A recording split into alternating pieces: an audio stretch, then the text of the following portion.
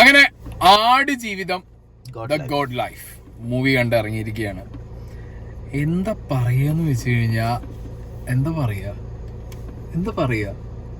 ഒരു വല്ലാത്തൊരു മൂവി. അതിലേറ്റവും എടുത്ത് പറയാനുള്ളത് പൃഥ്വിരാജിന്റെ ട്രാൻസ്ഫോർമേഷൻ ആണ്. അതായത് ഈ സിനിമയെ കണ്ടിങ്ങനെ ആ ഒരു ഫ്ലോയില് പോവാണ്, പടം ഇങ്ങനെ പോവാണ്. അതായത് നജീബ് എന്ന് പറഞ്ഞ ആ ഒരു വ്യക്തിയുടെ ആ ഒരു പോർഷൻ ജീവിതത്തിൽ, അതായത് ആ ഒരു അൺഇമാജിനബിൾ. അതായത് എനിക്കൊന്നും ലൈഫിൽ ഊഹിക്കാൻ പറ്റില്ല. എൻ്റെ അച്ഛൻ ഒരു പ്രവാസിയാണ്. എൻ്റെ അച്ഛൻ ഇപ്പൊ ഞാൻ എൻ്റെ അച്ഛൻ പ്രവാസിയാണല്ലോ എന്ന് ആലോചിക്കാം. ഇപ്പൊ സിനിമ കണ്ടിറങ്ങി ഇതുവരെ എൻ്റെ മനസ്സിൽ അങ്ങനെ അച്ഛൻ ഇടയ്ക്ക് തോന്നാറുണ്ട് ചില ഈ പ്രവാസികളെ. പക്ഷെ 16 വർഷം എന്നൊക്കെ പറഞ്ഞു കഴിഞ്ഞ ഒരു സിനിമയ്ക്ക് ബ്ലസ്സി, പൃഥ്വിരാജ്, എൻറ്റയർ ടീം നമ്മൾ പക്ഷെ കേട്ടിട്ടുണ്ട് കുറെ മുന്നേറ്റ് ഇതിങ്ങനെ കേൾക്കുന്നുണ്ട്. പൃഥ്വിരാജ് ഇങ്ങനെ ട്രാൻസ്ഫോർമേഷൻ വരുത്തിയിട്ടുണ്ട് അങ്ങനെ എങ്ങനെയാന്നുള്ളത്. പക്ഷെ അയ്യോ അതൊരു നമ്മളെ കണ്ണറിയാതെ പുറത്തേക്ക് ചാടി പോരും. പൃഥ്വിരാജിന്റെ ട്രാൻസ്ഫോർമേഷന്റെ ലെവൽ അറിയണമെങ്കിൽ പടത്തിലൊരു സീനുണ്ട്. അതും ആ സീൻ ഇങ്ങോട്ട് പ്ലേസ് ചെയ്തൊരു രീതി ഉണ്ട്, വല്ലാതെ നെഞ്ചത്ത് ഇങ്ങനെ കൊള്ളണം. ആ സീനിൽ പൃഥ്വിരാജിന്റെ ട്രാൻസ്ഫോർമേഷൻ മാത്രമല്ല, വെള്ളം, കുടിവെള്ളം, ഓരോ മൈന്യൂട്ടായുള്ള സാധനത്തിന്റെ ഇമ്പോർട്ടൻസ് ഇങ്ങനെ മനസ്സിലാവണം.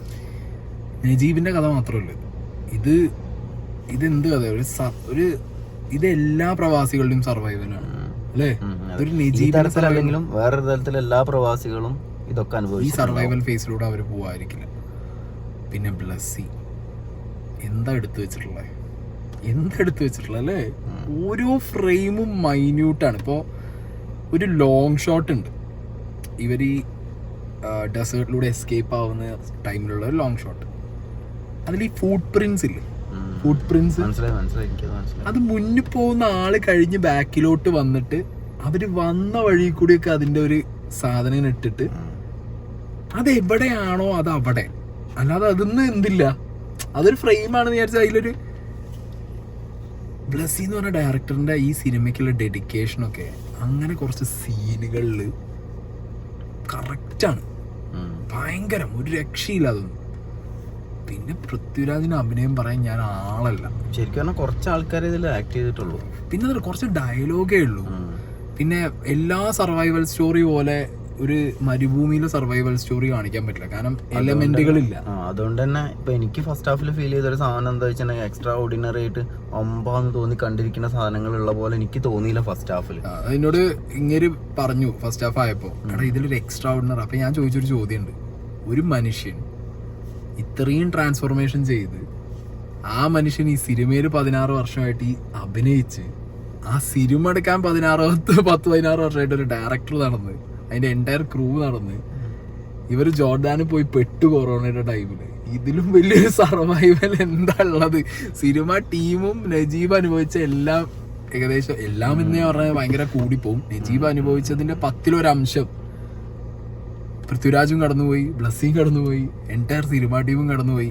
ഞാൻ ഒരു കാര്യം പറയട്ടെ, മലയാളികൾക്ക് ഇതൊരു വിഷ്വൽ ട്രീറ്റ് എന്നുള്ളതിനുപരി ഇമോഷണൽ ട്രീറ്റ് ആണ് അല്ലേ. മലയാളത്തിൽ നിന്ന് ഇങ്ങനൊരു മൂവി എന്ന് പറയുമ്പോണ്ടല്ലോ, ഇതൊരു പാൻ ഇന്ത്യക്ക് നിങ്ങൾ എടുത്ത് മാറ്റി സൈഡിലേക്ക്. It's an international movie. And AR Rahman അതൊരു സ്ലോ പോയ്സൺ ആണ്. AR റഹ്മാൻ സിനിമ തുടങ്ങുമ്പോൾ ഒരു AR റഹ്മാൻ ഇമ്പാക്റ്റ് ഒന്നും നിങ്ങൾക്ക് തോന്നില്ല, പക്ഷെ ആ പാട്ടൊക്കെ പ്ലേസ് ചെയ്തല്ലേ. അല്ല, പല കുടുംബങ്ങളിലും ഇതുപോലുള്ള പ്രവാസികളായിട്ടുള്ള ശ്രദ്ധ കിട്ടാതെ പോണ, അല്ലെങ്കിൽ ഇവരിങ്ങനെ കഷ്ടപ്പെടുണ്ടാവും നമ്മൾ ചിന്തിക്കാത്ത അച്ഛൻ, ഏട്ടൻ, അനിയൻ, ഹസ്ബൻഡ്, ഇങ്ങനെയൊക്കെ ഒരുപാട് ആളുകളുണ്ടാവും. അവരൊക്കെ നേരെ നമുക്ക് മനസ്സുകൊണ്ടൊന്ന് തിരിഞ്ഞു നോക്കാനുള്ള ഒരു ചാൻസ് ആണ്. ആൻഡ് ഈ സിനിമയിൽ പൃഥ്വിരാജ് എക്സെപ്ഷണൽ. പൃഥ്വിരാജ് കഴിഞ്ഞ് കഴിഞ്ഞാൽ അഭിനയിച്ച ഓരോരുത്തരും, ആ ഒരു ജിമ്മി എന്ന് പറഞ്ഞിട്ടുള്ള അല്ലേ, അങ്ങേര് അടിപൊളി. പിന്നെ പൃഥ്വിരാജിന്റെ ഒപ്പമുള്ള പയ്യൻ അങ്ങനെ കാര്യത്തില് പക്ഷെ എനിക്ക് ആ ക്യാരക്ടർ കൊണ്ടാണ് കേട്ടോ അടിപൊളിയായി തോന്നിയത്. അയാൾക്കൊന്നും അങ്ങനെ പെർഫോം ചെയ്യാനുള്ള ഒരു സെറ്റപ്പ് എനിക്ക് തോന്നിയില്ല.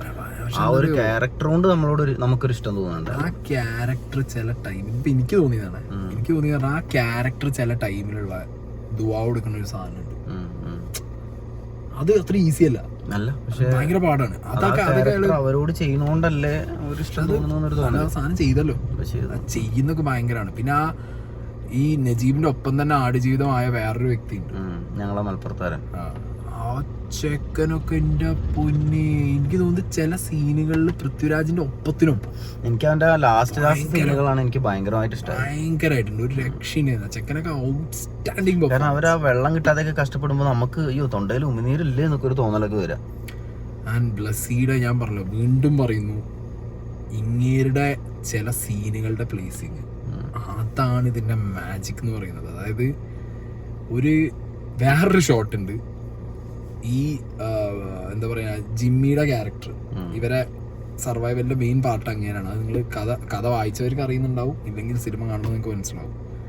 ഈ വ്യക്തി ഒരു കിടക്കുന്ന ഒരു സീനുണ്ട്, മറ്റേ മൺകൂനേന്റെ മുകളിൽ കിടന്നിട്ട് അവിടെ ഇരുട്ടാവുന്ന ഒരു സീനുണ്ട് അല്ലേ, അതൊക്കെ ഭയങ്കരം. പിന്നെ ഒരു സീനിൽ വെള്ളം ഇങ്ങനെ ഒഴുകി വന്നു, പിന്നെ അത് നാട്ടിലെ ഭാരതപ്പുഴയാണോ. പക്ഷെ നാട് കാണിക്കുന്നത് അത് മാത്രം, അത് നമുക്ക് എനിക്കതൊരു ഓവർഡോസ്. അതായത് നാടാണല്ലോ കാണിക്കണമെന്ന് കാണിക്കാൻ വേണ്ടിട്ട് പല കാര്യങ്ങളും ചെയ്യണ പോലെ തോന്നി. അതുപോലെ അവര് തമ്മിലുള്ള സ്നേഹം കാണിക്കാൻ വേണ്ടി പല കുറച്ച് സിനിമാറ്റിക് ആയി, ഭയങ്കര സിനിമാറ്റിക് ആയിട്ട് തോന്നി. പക്ഷെ അവിടെ അമലാപോളൊന്നും ഒട്ടും ഓവറായിട്ടൊന്നും ഇല്ല കേട്ടോ.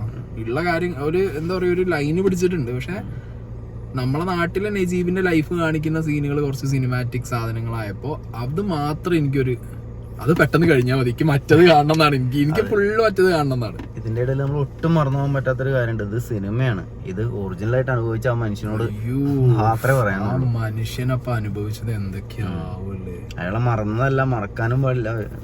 അല്ല, നമുക്ക് പറയാനില്ല വ്യക്തിയുടെ, നമ്മൾ ആരും അല്ല. കാരണം നമ്മളൊക്കെ ആ വ്യക്തിനെ വെച്ച് നോക്കുമ്പോൾ അൾട്രാ ലക്ഷറി ലൈഫ് ജീവിക്കുന്ന ആളുകളാണ്.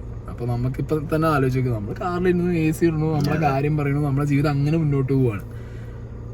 പക്ഷേ നാളെ വേറൊരു സിനിമ വരുമ്പോ, അത് നമ്മളെ പൃഥ്വിരാജിന്റെ തന്നെ വേറൊരു സിനിമ വരുമ്പോ ആൾക്കാർ ആ സിനിമേന്റെ കൂടെ പോകും. പക്ഷെ ഈ മനുഷ്യൻ ആ ലൈഫിൽ അനുഭവിച്ചത് അത് അങ്ങനെ തന്നെയാണ്. പിന്നെ ഭയങ്കരമായിട്ട് കൊള്ളിച്ച 2 സീന്, ഒന്ന് പൃഥ്വിരാജിനെ ഞാൻ പറഞ്ഞു, ആ ട്രാൻസ്ഫോർമേഷൻ എന്താണ്, അതൊരു സീന്, അത് കണ്ണു തള്ളി. അത് ഞാൻ പറഞ്ഞിരുന്നു, ആ സിനിമയൊക്കെ മറന്നിട്ട് ആ മനുഷ്യനെ കണ്ടാകെ ഞെട്ടി, ജോ ഡ്രോപ്പ് ആവില്ല നമുക്ക്, ആയിപ്പോയി. വേറൊരു സീനുണ്ട് മോനെ, ഈ ജീവിതത്തിൽ നിന്ന് ഞാൻ രക്ഷപ്പെട്ടു പോവാണ് എന്നുള്ളൊരു വഴിക്ക് ആ ആടിനോടും ഒട്ടകത്തിനോടൊക്കെ ഒരു തിരിഞ്ഞൊരു നോട്ടുണ്ട് പൃഥ്വിരാജിന്റെ. അതായത് രക്ഷപ്പെട്ടു പോവാണ് ഞാൻ, മനസ്സിലായി. പക്ഷെ എന്നാലും അവരോടുള്ള ഒരു സ്നേഹം, ഈ ഒരു ബുദ്ധിമുട്ടിന്റെ ഇടയിലും ആ മൃഗങ്ങൾ ഒന്നാമത് ആരും കാണില്ലല്ലോ, ഇവരെയാണ് ആരോ സ്നേഹിച്ചു തുടങ്ങുന്നത്. പിന്നെ അതൊക്കെ എന്റെ മോനെ, അതൊരു എനിക്ക് പ്രത്യേകിച്ച് ഈ പട്ടി പൂച്ച സാധനം കുറച്ച് കൂടുതലുള്ളതുകൊണ്ട് അതുപോലെ എനിക്ക് ഇഷ്ടപ്പെട്ടൊരു സാധനമുണ്ട്. അയാള് അത്രയും വിശന്ന് ഫുഡ് കഴിക്കാൻ നിൽക്കുമ്പോഴും ആ ആടുകൾ കരയുമ്പോ അതൊന്ന് എടുത്തു കൊടുക്കണല്ലേ, അതും ഒക്കെ ഭയങ്കര രസമായി. സിനിമാറ്റോഗ്രാഫി പിന്നൊന്നും പറയാനില്ല, വേറെ ഒരു സിനിമാറ്റോഗ്രാഫി ആയിരുന്നു മൊത്തത്തിൽ. എന്ത് സീനുകളെ എങ്ങനെ ആയിക്കോട്ടെ. എന്നിട്ട് ആ പെരിയോനെ എന്ന പാട്ടും കൂടി പെരിയോനെ എന്ന് പറഞ്ഞ പാട്ട് പ്ലേസ് ചെയ്തിരിക്കുന്നതാണ് AR റഹ്മാൻ മാജിക്. അതാണ് എല്ലാ സമയത്തും പാട്ട് ഇട്ട് വരുന്നില്ല, ബാക്ക്ഗ്രൗണ്ടിൽ ചെറുതായിട്ട് വന്നു പല രീതിയിലാണ്. ഒന്നൊരു ക്യാരക്ടർ പാടുന്നത്, നമ്മളെ നജീബിന്റെ കൂടെയുള്ള ഒരു പയ്യന്റെ ക്യാരക്ടർ പാടുന്ന ഒരു സാധനവും, അത് കഴിഞ്ഞിട്ട് ഇതിന്റെ ഒരു വേറൊരു എക്സ്റ്റെൻഡഡ് വേർഷനും, പിന്നെ അതിന്റെ ഒരു ഫ്ലൂട്ട് പോലത്തെ ഒരു സാധനം. ആ സാധനമൊക്കെ ഭയങ്കര, കാരണം അവരാ ഒരു സൈഡിൽ ഇതിങ്ങനെ അനുഭവിക്കണത് നമ്മളെ പിക്ചറൈസ് ചെയ്ത് മുന്നേ കാണിക്കണു, ബാക്ക് കൂടെ സാധനം പോണു. അയ്യോ, ലാസ്റ്റ് ഒരു അറബി വരാണ്ട്, അതുവരെ അറബി ആളോട് എനിക്ക് ദേഷ്യമാണ്, കാണാ കാട്ടും എന്നുള്ളൊരു ഫീലിംഗ് ആയിരുന്നു. ലാസ്റ്റ് ഒരു അറബി വന്ന് മൊത്തം കയ്യടി മേടിച്ച് അയാള് പോയി അല്ലേ, അയാള് ഫുള്ള് കയ്യടി മേടിച്ച് അയാള് പോയി. ആകെ മൊത്തം എന്ത് പറയാണ്ട്, ഭയങ്കര അഭിമാനം, സന്തോഷം. Thanks a lot Blessy.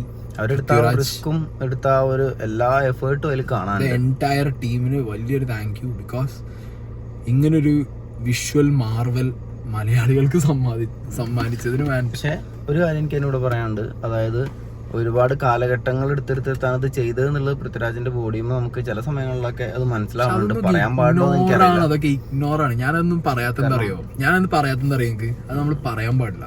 16 വർഷം ഒരു സിനിമയ്ക്ക് എടുത്തിട്ട് ഒരു നടൻ 31-32 കിലോ കുറച്ച്, പിന്നെ എനിക്കൊന്നും പോസിബിൾ ആവുമോ?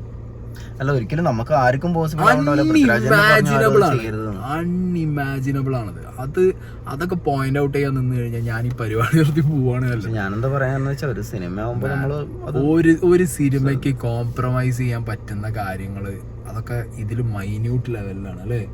ഇതിലൊരു കോംപ്രമൈസും അവർ ചെയ്തിട്ടില്ല. കാരണം ഒന്ന് ആലോചിച്ച്, ബ്ലസ്സി എന്ന് പറഞ്ഞ ഡയറക്ടർ വേറെ സിനിമ എടുത്തിട്ടില്ല.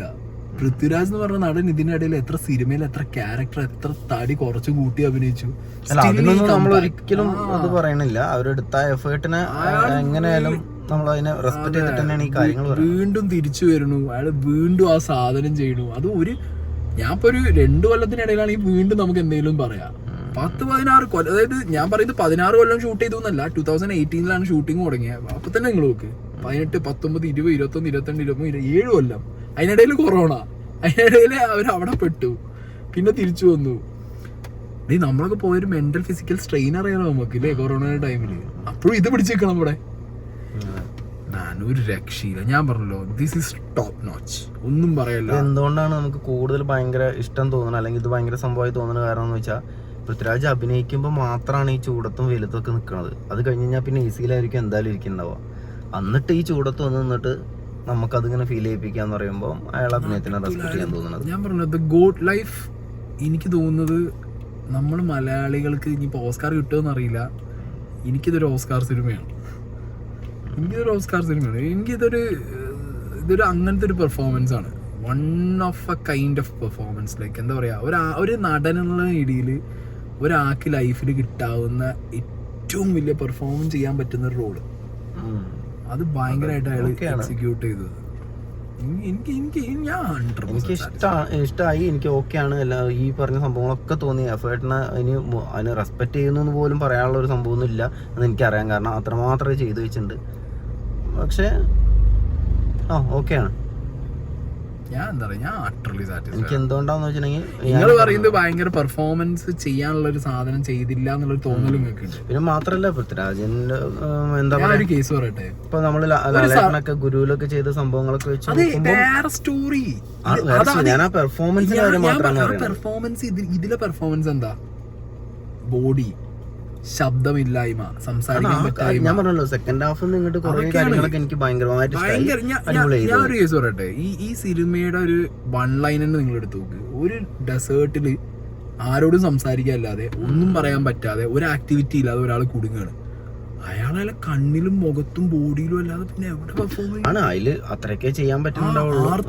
അതുകൊണ്ടാണ് ഞാൻ പറഞ്ഞത് ഭയങ്കരമായ ഒരു എന്താ പറയാ എക്സ്ട്രാ ഓർഡിനറി സാധനങ്ങൾ എനിക്ക് ഹാഫ് ടൈമിൽ കാണാൻ പറ്റില്ല എന്ന് പറയാൻ കാരണം അതാണ്. ഇതേ ഇതല്ലാതെ എന്താണ് എക്സ്ട്രാ ഓർഡിനറി എനിക്ക് അറിയില്ല. ഞാൻ സീരിയസ് ആയിട്ട് ഞാൻ അങ്ങനെ കണ്ട പ്രശ്നം. ഇതല്ലാതെ വേറെ ഒന്നും മലയാളത്തിൽ എക്സ്ട്രാ ഓർഡിനറി എന്ന് പറയാല്ല.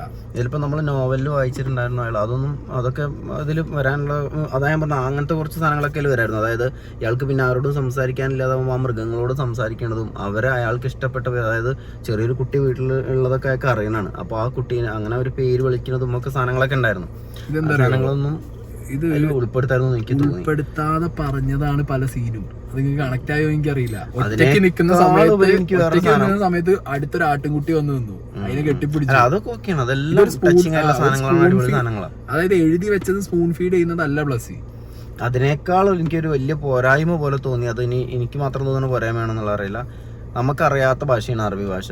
അപ്പൊ അത് എന്താ പറയാ മലയാളത്തില് ഇടയ്ക്ക് മാത്രമാണ് ഇതില് അടിയിൽ എന്ത് വരുന്നത് എഴുതി കാണിച്ചിട്ടുള്ളത്, സബ് ടൈറ്റിൽ വരുന്നത്. മേജർ പോർഷൻസിലും സബ് ടൈറ്റിൽ ഇല്ല. അത് ഇനി ഞങ്ങളെ കണ്ട തിയേറ്റർ പ്രിന്റില് അതറിയില്ല. കാരണം പലയിടത്തും ചിലപ്പോ കാണാം.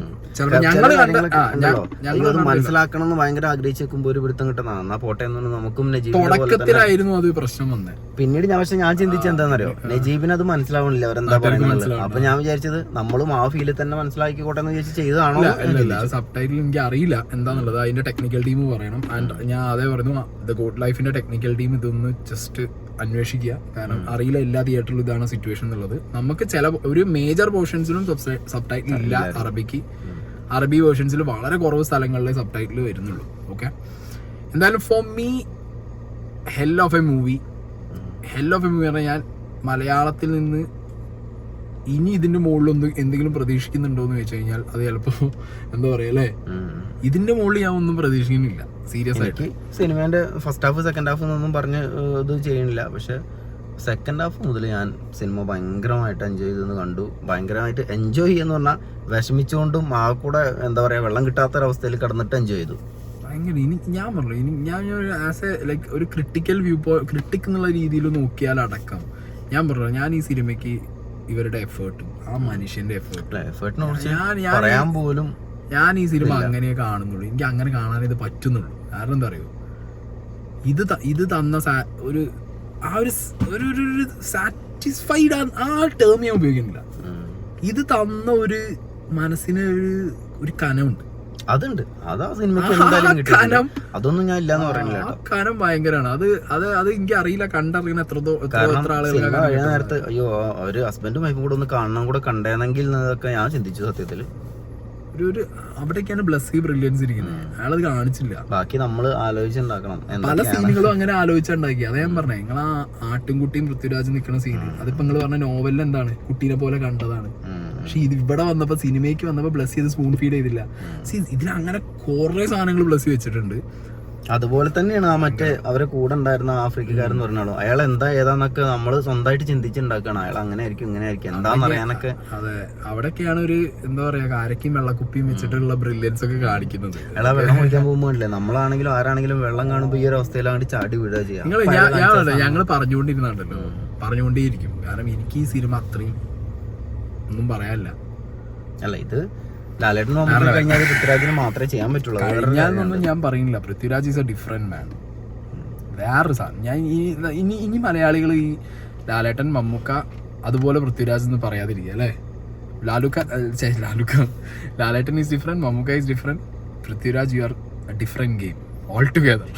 പക്ഷെ ഈ ഒരു സിനിമയ്ക്ക് വേണ്ടി ഇത്ര എഫേർട്ട് ഇടാന്നൊക്കെ എനിക്ക് തോന്നുന്നു പൃഥ്വിരാജ് തന്നെ ചെയ്യണ്ടാവുള്ളൂ. കാരണം അത്രയും സിനിമകൾ പലരും ചെയ്ത് കണ്ടിട്ടുണ്ട്. മലയാളത്തിൽ തന്നെ മലയാളത്തിൽ തന്നെ ജയസൂര്യ ചെയ്തിട്ടുണ്ട്, പലരും ഇതിനു മുമ്പ് ചെയ്തിട്ടുണ്ട്. ഇപ്പൊ ഹിന്ദിയിലും ചെയ്തോണ്ടിരിക്കുകയാണ്.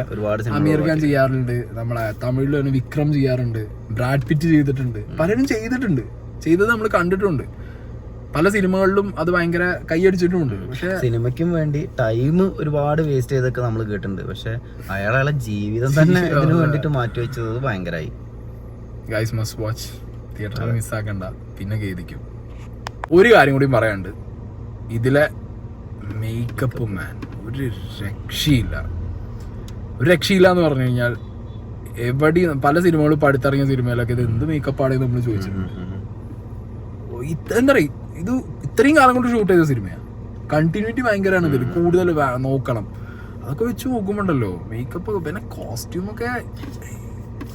എന്നൊക്കെ പറഞ്ഞു കഴിഞ്ഞാൽ സംഗതി ഒന്നുമില്ല, പൊട്ടിയും കയറിയും സാധനമാണ്. അത് എന്തായാലും അങ്ങനത്തെ രൂപത്തിലുള്ള ഒരാൾ നമ്മളെ മുന്നിൽ നിന്നാ എന്താ ഉണ്ടാവുക എന്നുള്ളത് സ്ക്രീനിലാണെങ്കിൽ പോലും നമുക്ക് ഫീൽ, ആ സ്മെല്ല് പോലും നമുക്ക് ഫീൽ ചെയ്യുന്നുണ്ട് എങ്ങനെയാവും അയാൾ ഉണ്ടാവുക എന്നുള്ളത്. പൃഥ്വിരാജ് എന്ന് പറഞ്ഞ മനുഷ്യന്റെ ക്ലോസപ്പ് സീനിലൊക്കെ എവിടെയെങ്കിലും ഈ മേക്കപ്പ് പാളിയെ പോയി. കാരണം മുഖമൊക്കെ അത്രയും ചളി പിടിച്ച് ജഡ പിടിച്ച്, സാധാരണ പല്ലൊക്കെ കറുപ്പിക്കുമ്പോ നമുക്കത് കറുപ്പിച്ച തോന്നലുണ്ട്. ഇത് നമുക്ക് തന്നെ അറിയാം എത്രയും കാലം കൊണ്ട് വന്ന മാറ്റാണ്. പൊട്ടി അതൊരു കാലൊക്കെ കണ്ടു കഴിഞ്ഞാൽ നമ്മള് ഇല്ലാതാവും. എനിക്ക് കാലം അങ്ങനെ ആയിട്ട് പിന്നെ ഷൂ ഒക്കെ ഇടുമ്പോണ്ടല്ലോ എനിക്ക് കാലൊക്കെ ഇങ്ങനെ വേദനിക്കുക കണ്ടിട്ട്. ഇതാണെങ്കിലും ഒന്നും പറയലല്ലേ. കോസ്റ്റ്യൂമും മേക്കപ്പും വേറെ ലെവൽ. കോസ്റ്റ്യൂമും മേക്കപ്പ്, ഗ്രാഫിക്സ് എവിടെയും നമുക്കില്ലേ. എവിടെയും ഞങ്ങൾക്കൊരു കൂടുതലായിട്ടോ അല്ലെങ്കിൽ ഒരു എക്സാജറേറ്റഡ് സാധനമായിട്ടോ അല്ലെങ്കിൽ അങ്ങനെ തോന്നിയില്ല. അതൊക്കെ ആ കഴുകന്റെ സീനൊക്കെ കഴുകന്റെ സീനൊക്കെ ഗ്രാഫിക്സ് ആണ്. അത് സത്യം പറഞ്ഞിട്ടുണ്ടെങ്കിൽ എനിക്ക് തോന്നിയില്ല കേട്ടോ, ഗ്രാഫിക്സ് ആയിട്ട് തോന്നിയതേ ഇല്ല. ഭീകരം. ചിലപ്പോ എന്റെ മണ്ടത്തരായിരിക്കും, പക്ഷെ എന്നാലും എനിക്ക് ഗ്രാഫിക്സ് ആയിട്ട് തോന്നിയില്ല. ഒന്നും പറയാനല്ലേ, പോയി കാണും.